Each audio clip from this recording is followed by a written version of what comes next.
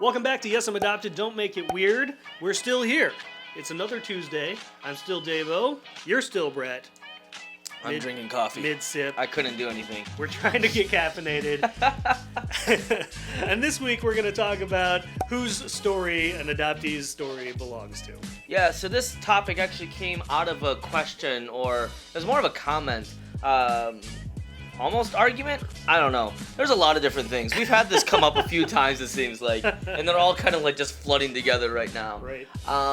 But a lot of people ask, as a parent, as an adoptive parent, should you be sharing your adoptee kid's story? And there was a lot of feedback. Let's call it feedback. There's a lot of feedback from that. Some of it was beneficial feedback and it was great stuff, and some of it was ranty trolly feedback, which is my favorite type. When you're doing it, it's your favorite. It's kind of my favorite type to read too, just from an outside perspective. It has nothing to do with me. I can see that. Then it's fun to read. Yeah. So we started talking about that, and it's like, okay, so as an adoptive parent, should you be sharing your kid's story? And this is going to be our opinion. So there's the disclaimer. There it is. Everything that we're going to share, no research has been done on. Like that we know of. Man, we saw it and we're like, let's jump on it. Let's tell the people what they need to know, and then we'll be the experts. So, but again, it's just our opinion. That's not here. So we're just gonna give our opinion about this for a second, and then that'll be the whole deal. So let's start with the story, Dave. Okay. As a kid, do you remember any time that your parents started talking about your adoption story or your adoption journey?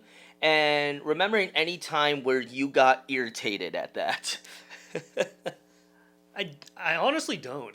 Yeah. I don't know that I remember any specific time that my dad was one of the least talkative people. Right. Ever. Right. And like my mom would talk about stuff, but it was really rare that she would talk about the adoption stuff specifically with other people, right? Like it might come up with family or something like that, but I don't remember it coming up very often as a kid. So there wasn't really a whole lot to be irritated about, I suppose. Well, that's good. I don't know. I don't think I really had any of that experience. Now, it might be different if my parents had social media. Right. I mean, we didn't have that. What were they going to do? Call somebody, call a stranger and be like... So, listen, my kid was adopted, and they had to deal with this. Just so you know. Oh, wrong number? Well, now you know anyways. Right. Like, we're older than the internet, so internet forums were a new thing, I think, when we were growing up. So that's not like, it was nothing that my parents really had access to. There would be a few occasions where, that story would start to come up, but then it's usually in response to a stranger asking a stupid question. Right. Which we talked about before. And, many times. My parents pretty much just blew most of those off. Yeah. But even if they did answer the question, it was always from an educational standpoint. Rarely was it personal information or anything about like where did I come from or anything like that. I don't think it ever got that far. Now, what about you? My parents, I remember them talking about, them adopting me. Mm-hmm. And the process that they had to go through and the things that they had to figure out with their own life. But not so much, like, well, like he was abandoned as a tiny human and nobody wanted him and then we just swooped in and rescued him. Like, there was none of that. That was my adoption story, apparently. Apparently. It's a good thing you have a really good grip on that. Yeah, I know. You can tell. Sounds like a superhero origin or a villain origin, whatever one. It can go either way now, I guess. Loki. Yeah. But, I mean, my parents, they did talk about, the process that they had to go through, the case studies and the home studies that they had to work through first, the financial side of things. Right. Like, they talked all about the things that they had to do.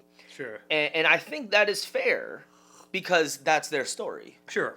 It's their story to tell. It's their experiences that they went through. But they never tried to justify my feelings or anything like that, or try to explain the way that I was feeling or how I felt about things. Sure. Or even should have felt about things to other people. And especially strangers. When strangers would come up and ask stupid questions, my dad's a very blunt person. That's like, true. He threatened to bite a guy's finger off that kept pointing at him once. I was so proud of him that day. I was like, that's my dad. Yes. Well done. Different times, right? Right. Like, and even today, you and I have a different concept of what like internet privacy should consist of. Whew. Like, I mean, again, just opinion wise, I am probably one of the most private people Right. ever. Like, I don't share personal details about any, which is really ironic considering we do this every week, multiple We're times a week. all over the internet. But like, you'll notice I don't share like names of any of my family members. I don't think I've ever really even shared ages. Like, I have kids. They're there. I'm married. I have that, like we have those things, but it's always in generalities. Part of that is because we had a bad experience, right, on the internet where somebody at one point, and I actually know that I've heard this same story from some other people that follow the thing, is that somebody took pictures and information from my page and used it to make a point that was contrary to what I believe in anything. Oh man, I remember when that happened. And they raised such a fuss about it.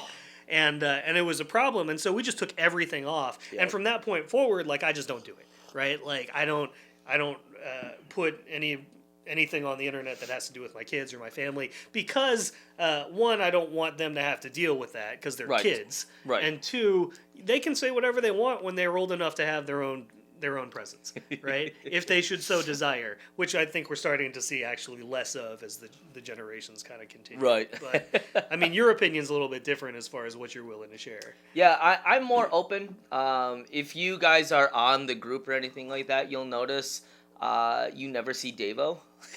That's true. On the group. He usually will respond from our account or, something like that. But I'm a little bit more open. I'm like, I don't know. I'm used to the internet, I guess, and the internet doesn't faze me. I know people on the internet are stupid. I'm not you guys. You guys are amazing. You're the best. But I know the internet's a terrifying place, and I'm now very picky and choosy. I was actually just talking to my wife about this. Very picky and choosy about the things that I'll actually post on my Facebook or even our Instagram. Right. Our Instagram's set to private. We have pictures galore of our family, of our kids and stuff like that, and it's just like, okay, so don't really want this out there all that much. But Facebook, I'm very picky and choosy what I actually share, and that took a little bit. Okay, so back on topic here. Okay. Back on topic with being able to share your story. As an adoptee, let me say this real quick, and this is just opinion, so be prepared to get angry at my opinion. And post it on the internet. Yeah. With a picture of your face. It'll be great. Hooray. If you are willing to share your story, share your story. If you're not willing to share your story, don't share your story. That's it. That was really complex. I know, it was. It really was. Like, I was like building up all this hype and stuff. I really thought there was going to be more. Nope, that's it. But I mean, like we're constantly encouraging adoptees out there to be able to share their stories because we hear constantly that the internet has a huge platform for adoptive parents, but there's not a lot for the adoptee themselves. Sure. You know why? Because the adoptee usually doesn't want to share their story. So adoptive parents, if your kid is not willing to share their story, you should also not be willing to share their story. That's where it gets controversial. There you go. I mean, it's not yours, right? If you're the parent, like, there's stuff that I'm not going to share about my kids that they're going to be allowed to share when they're old enough to share it, if they feel so inclined. But that's not, I mean, it's part of their upbringing. I'm really fascinated to, like, I love thinking about, how are they going to describe me? Like, like 20 years from now, like, what are my kids going to say about me? It's very strange. But, but that their story is theirs, and as an adoptee, my story is mine, and as a parent, your story is yours. But like, just the details there, there is no rule as far as where you should draw the line, but there probably should be a line, right? The flip side of that, as far as like adoptees, like I would caution parents to err on the side of caution. Right. Yes. Err on the side of good judgment and like less is probably better. If you're not sure what to say, don't say anything. Right.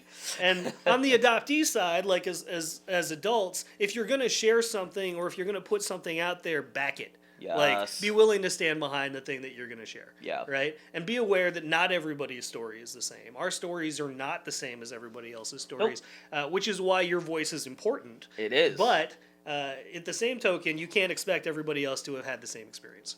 Yep. So, at the end of the day, again, if you're an adult, make the adult decision, make the adult choice, and do what is necessary to, best affect your family and your kids and yourself. But, it's the internet. Yep. So be cautious. Be cautious. But don't be cautious around us, because we want you to like, comment, share, and subscribe. Man, I'm all about these transitions you're now. So good at going right into them. That was amazing. So, thank you guys for joining us on another episode of Yes, I'm Adopted. Don't make it weird. We have some really cool stuff coming out here. We have this 4-day training session that we're going to be doing that is going to be a video series directly for the adoptive parents. We're going to be talking about different stories from our perspective, and it's going to be less of this and more of the education teaching side. So if you're tired of seeing us yell back and forth at each other and laugh at stupid jokes, don't worry about it. You don't have to see it on that video, because we are going to be going straight into the education and trying to help out adoptive parents as much as possible. So the link to that is in the description. The only thing you have to do is fill out an email address and name and stuff like that, and we will put you on the VIP list. That's what I'm calling it. The VIP list. The VIP list. There's only one list. But if you're on It's it, the you're the VIP VIP list. Yeah, got it. Fantastic. So make sure you guys go and check that out. There's a video on the page that kind of describes a little bit more in detail what it is that we're going for.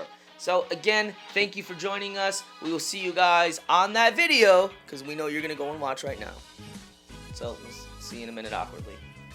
We're wearing different clothes. That's really weird. Yeah, it is.